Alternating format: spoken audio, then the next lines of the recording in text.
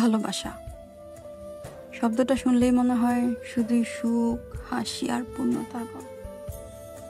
কিন্তু সত্যি কি তাই? সব ভালোবাসা কি আশীর্বাদ নিয়ে আসে, নাকি কিছু ভালোবাসার জন্ম নেয় নিষিদ্ধ দরজার ওপারে, যেখানে সুখের সাথে থাকে অপরাধ বোধ, আনন্দের সাথে থাকে এক প্রকার ভয়? আমি নীলা। আমার গল্পটা এমন এক ভালোবাসার গল্প যা সমাজ কখনোই মেনে নেবে না। সমাজ কেন, আমি মাঝে মাঝে মানতে পারি না। তবু আমি পা বাড়িয়েছিলাম সে পথে,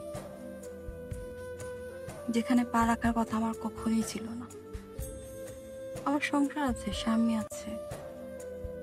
বাইরে থেকে আমাদের সংসারকে মানুষ সুখী ভাবেই জানে, কিন্তু ভেতরটা শূন্য। আমার স্বামী রাফি খুব ভালো মানুষ, কিন্তু ভালোবাসা তাকে দিয়ে হয় না বোধহয়। কি জানি, মানুষ একজন এক এক রকম হয়ে থাকে। ওর সাথে দিন কেটেছে দায়িত্বে, অভ্যেসে, প্রয়োজনীয় কথাবার্তা। অথচ আমি ভেতরে ভেতরে প্রতিদিন একা হয়ে যাচ্ছিলাম। আমি চাইতাম কেউ আমাকে বুঝুক, আমার চোখের অব্যক্ত কথাগুলো পড়ুক। সংসার মানে তো শুধু এক ছাদের নিচে থাকা নয়, সংসার মানে হৃদয়ের মিলন। আর এই মিলনটাই কখনো হলো না। খুব একাকিত্বে ভুগছিলাম, ডিপ্রেশনের দ্বার প্রান্তে। ঠিক তখনই আমার জীবনে আসলো ফাহিম, রাফির সহকর্মী, অফিস কলিগ। প্রথমবার ওকে দেখেছিলাম এক অনুষ্ঠানে। লম্বা, ভদ্র, চোখে মুখে এক অদ্ভুত কোমলতা। প্রথম দেখাতে মনে হয়েছিল এই মানুষটা একটু ভিন্ন। ওর চোখে ছিল এমন কিছু যা আমাকে অদ্ভুতভাবে টানত। আমাদের আলাপটা ছিল খুব সাধারণ, কিন্তু সেই সাধারণ আলাপেই যেন কোথাও একটা সংযোগ তৈরি হলো। ফাহিমের কথায় ছিল বোঝাপড়া, ও দৃষ্টিতে ছিল আশ্রয়। আর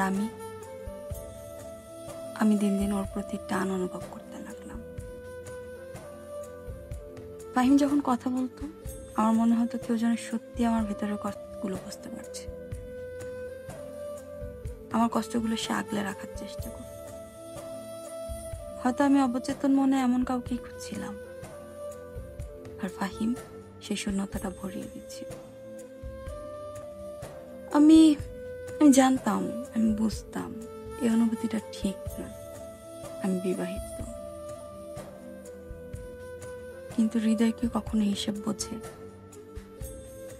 প্রতিদিন আমি নিজেকে সামলাতে চাইতাম, নিজেকে বলতাম, না নীলা, এ পথে হাঁটলে সব শেষ হয়ে যাবে। কিন্তু পরক্ষণে মনে হতো, আমি কি আসলে বেঁচে আছি?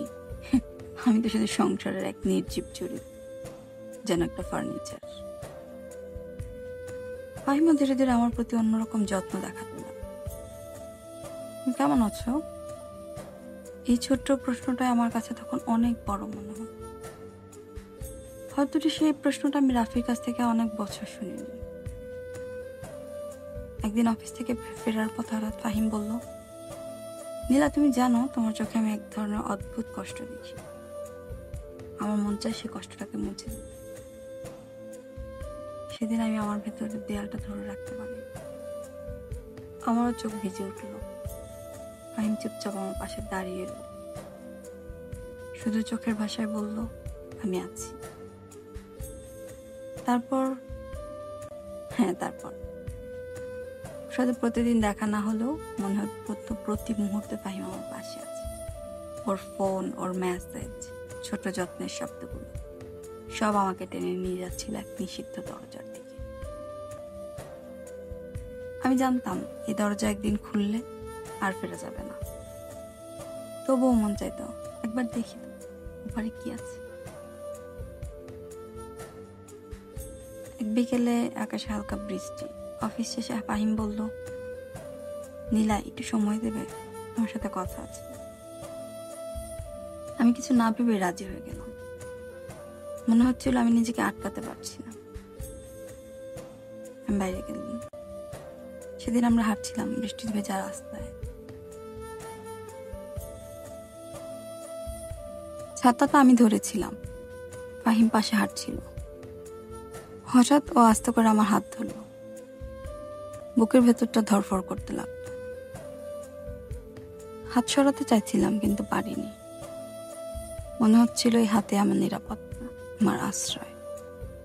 ফাহিম আস্তে বলল, নীলা, আমি জানি এই সম্পর্কের কোনো নাম নেই, তবু আমি চাই তুমি জানো আমি তোমার প্রতিটি নিঃশ্বাসে আছি।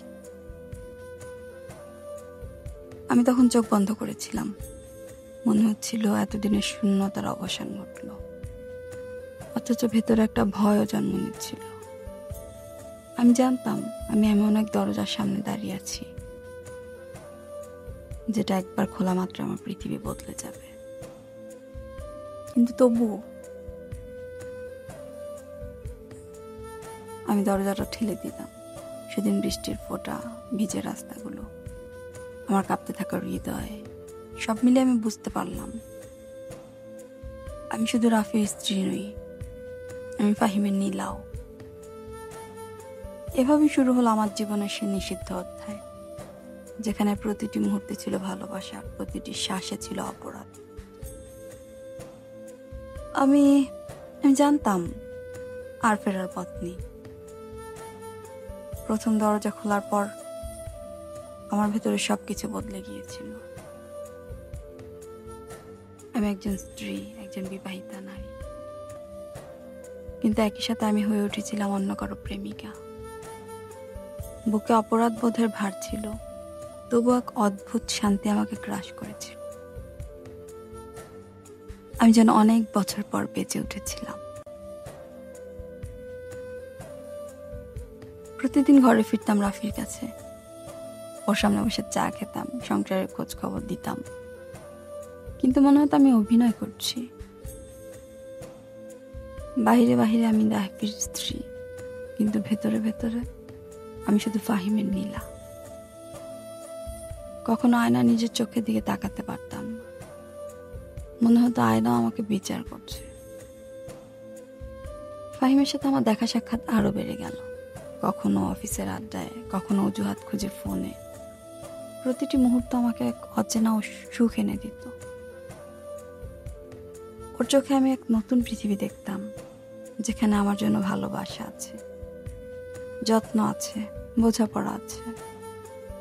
ফাহিম বলতো, নীলা, তোমাকে ছাড়া আমার দিন কাটে না। তখন মনে হতো আমি সত্যি কারো খুব দরকারি মানুষ। কিন্তু সেই সাথে বুকের ভেতরটা কুকড়ে যেত, রাফির মুখটা চোখে ভেসে উঠত। সে কিছুই জানতো না, কিছুই টের পেত না। আচ্ছা, আমি কি খুব অন্যায় করছি ওর সাথে? কখনো রাতের পর রাত ঘুম আসতো না। অন্ধকারে শুয়ে ভাবতাম, আমি যদি ধরা পড়ি, সব যদি ভেঙে যায়, আমার সংসার, সমাজ, পরিবার যদি আমাকে প্রশ্ন করে, কি উত্তর দেব? এরপর আবার ফাহিমের চোখে তাকালে সব ভুলে যেতাম, সব ভয় মুছে যেত। একদিন ফাহিম আমাকে বলল, নীলা, চল আমরা কোথাও দূরে চলে যাই, শহরের ভিড় থেকে দূরে, যেখানে কেউ আমাদের চিনবে না, শুধু তুমি আর আমি। আমার বুকের ভেতর কাঁপন উঠল। আমি জানতাম রাজি হওয়া মানে আমি আর ফেরার পথ পাবো না। তবু নিজেকে আটকাতে পারলাম না। বললাম, হ্যাঁ চলো। আমরা গেলাম শহরের বাইরে এক রিসোর্টে। সেদিন আকাশ ছিল মেঘলা, বাতাসে ছিল অদ্ভুত শান্তি, মনে হচ্ছিল পৃথিবী থেমে গেছে। ফাহিম আমার হাত শক্ত করে ধরে বলল, নীলা, আজ তুমি শুধু আমার। এই মুহূর্তটুকুতে কোনো সমাজ নেই, কোনো বাধা নেই, শুধু তুমি আর আমি। সেদিন আমি নিজেকে সম্পূর্ণভাবে ফাহিমের কাছে সমর্পণ করেছিলাম। মনে হচ্ছিল আমি সবকিছু ভুলে যেতে চাই, সব ভুলে যেতে চাই, সংসার, দায়িত্ব, শপথ, সব কিছু। আমাদের আজকের গল্পটা খুব লম্বা হয়ে গিয়েছে, এই জন্য আমরা এটাকে 2 পর্বে ভাগ করেছি। আপনারা অবশ্যই আগামী পর্বটি শুনতে আসবেন, দেখতে আসবেন। আমাদের চ্যানেলে গল্পগুলো ভালো লাগলে অবশ্যই লাইক, শেয়ার এবং কমেন্টস করবেন, আর অবশ্যই সাবস্ক্রাইব করতে ভুলবেন না। ধন্যবাদ।